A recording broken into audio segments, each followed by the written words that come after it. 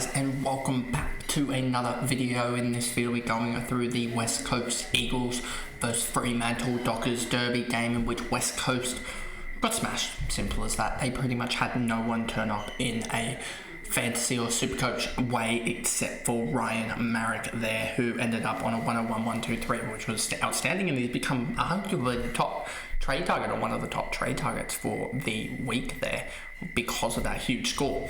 But anyway, let's just jump into this video here. Marrick 101-1-2-3, 28 touches, 8 marks. Pretty outstanding numbers from him. 75% disposal efficiency. Liam Baker as well, 81-85, 23 touches, 3 and 3. It wasn't the most outstanding display from him. 60% disposal efficiency. Bailey Williams, lead ruck. Is he the best ruck at West Coast? Well, he got absolutely smoked by Luke Jackson, so that doesn't bode well. But I mean, Brady Grundy didn't fare too well against Luke Jackson. I keep saying Luke Ryan, it's Luke Jackson.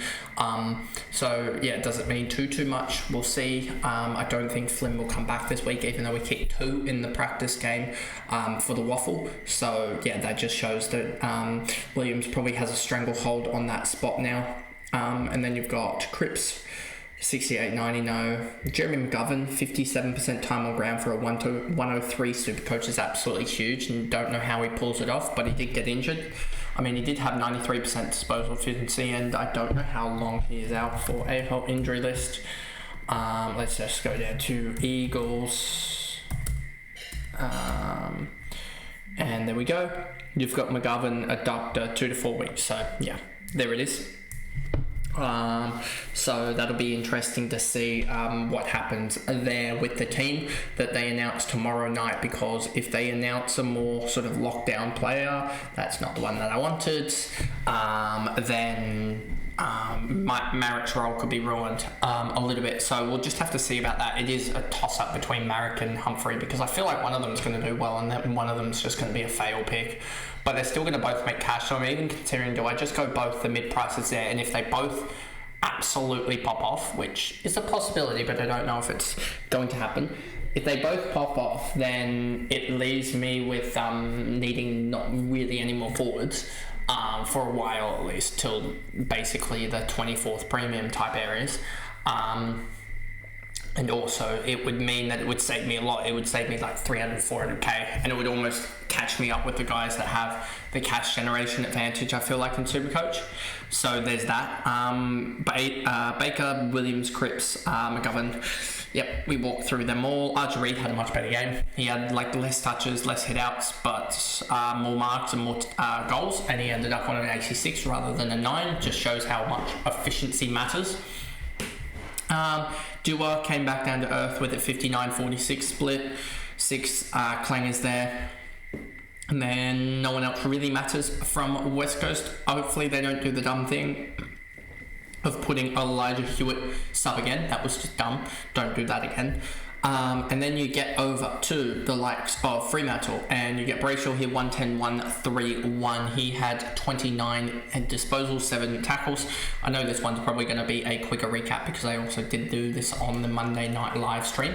So there's that for you guys. Luke Jackson absolutely smashed it, 102-165. 17 touches, 5 marks, 2 tackles, 35 hit-outs. He was outstanding. Caleb Sarong, 100-105. He was basically only held it back in SuperCoach terms because of his clangers, and then in fantasy he only had 2 marks and 1 tackle, whereas that could have easily, I feel like, in general, be 5-6 tackles in games. So you can almost he can get up to that marker, at least 3 or 4. So yeah, it was a little bit surprising to see that. That could have easily been a 120 game from Caleb Sarong, so not too worried about him heading into the future. O'Driscoll, huge miss on fantasy because of Sam Davidson. So that was a huge miss there. He ended up on a 104 SuperCoach, which was really good in the midfield, second highest midfield scorers. These two back to back in SuperCoach. Jordan Clark, 104 Supercoach, so he continues to get really good scores. Only thing I'm worried about is the goal that he kicked. He's not going to kick that regularly, and also the fact of the matter that he had 88 disposal efficiency. That's not going to happen either regularly, I don't feel. I think he's going to sit more at that 75 range, which, if you think about it, that's probably 2 or 3 less efficient kicks, which that probably takes away 10 points there, which would sit him at the mid-90s. Matthew Johnson, Jai Amos, Murphy Reed had a huge game, and he's also in consideration now as well, even though you've got guys like Hayden Young, Nat Fyfe, Sean Darcy all coming back, I expect. If we just go to the Freo injury list, Darcy is a test. Switkowski's still a week away, but you've got Hayden Young a test, and we expect Fyfe to play, or he should play, realistically should be playing. They need their big dogs in there at this point in the season. They are 1-3, I believe. Yeah, 1-3. Yeah, that sounds right. Or is it 1-2? Are they 1-2? They're 1-2. Sorry, they're not 1-3. They're 1-2. I was getting mixed up with all the teams. So you've got teams on 4 games, 3 games, and 2 games. I want to say Gold Coast is on. 2 games for Gold Coast. So yeah, there's chaos everywhere basically. In terms of games played. Johnson, Amos, Reed, we talked about pretty much all of them. Bolton as well could take up more midfield time as we think in the future, especially when the likes of a Switkowski comes back in.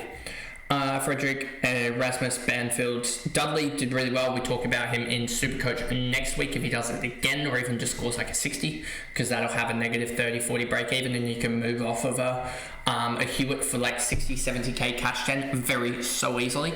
Chapman, Warner, Pierce, Sharp, Cox, Draper, and Aish. Aish came in late. I forget who pulled out late. Someone pulled out. Was it Wagner pulled out late? Because you've got Warner.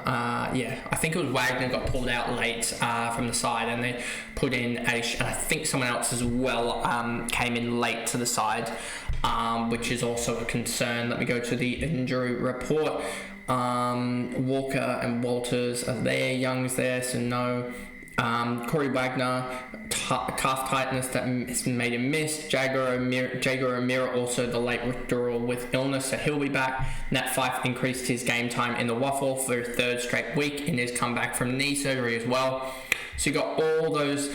You would kind of expect Darcy, Young, Wagner, O'Meara, and Fyfe probably to return. All 5 of them. That's going to push for spots. And if we just try and work out the players that are going to miss. Sharp was injured, but doesn't show up on the injury report.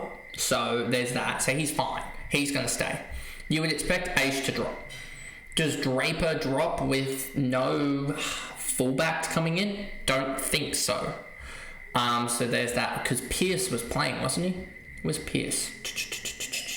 Pierce was playing, so yeah, I don't think Draper will drop, neither will Cox. Will Warner drop? Probably. So you got probably Aish and Warner dropping. I would expect maybe Dudley goes straight back out, which would suck for Supercoach, so maybe that is a big watch there anyway. You'd expect Banfield, but then you have Erasmus, and we had Matt Johnson did pretty well as well. There's someone else that I'm missing, I swear, from the Freo midfield. Yeah, maybe Murphy Reed gets a really bad role because of that or something, or even if he just drops down to a 10-15 possession role from a 19 possessioner as well, that could really spell curtains to his scoring. So there is just massive watches there on Freo and how it plays out, and that's probably why I don't want to make almost any big calls on them for the next couple of weeks, just because like Sydney, they have a lot of returning guys well, I say that Sydney had one of the worst bye week injury lists I've ever seen. So yeah, we'll see. Those two sides are the sides that I don't really want to make a major call on a lot of their sort of mid or sort of breakout guys or anyone like that, because there's just so many guys returning. But anyway, if you guys did enjoy that video, remember to like and subscribe, turn the notification bell on so you know when I upload. If you are listening on Spotify, give me a follow and a rating over there, and I'll see you guys in the next video, which will be the trade targets for fantasy. Going to try and keep it short this week to get them out on time for you guys. But anyway, I'll see you guys in that video. Bye guys.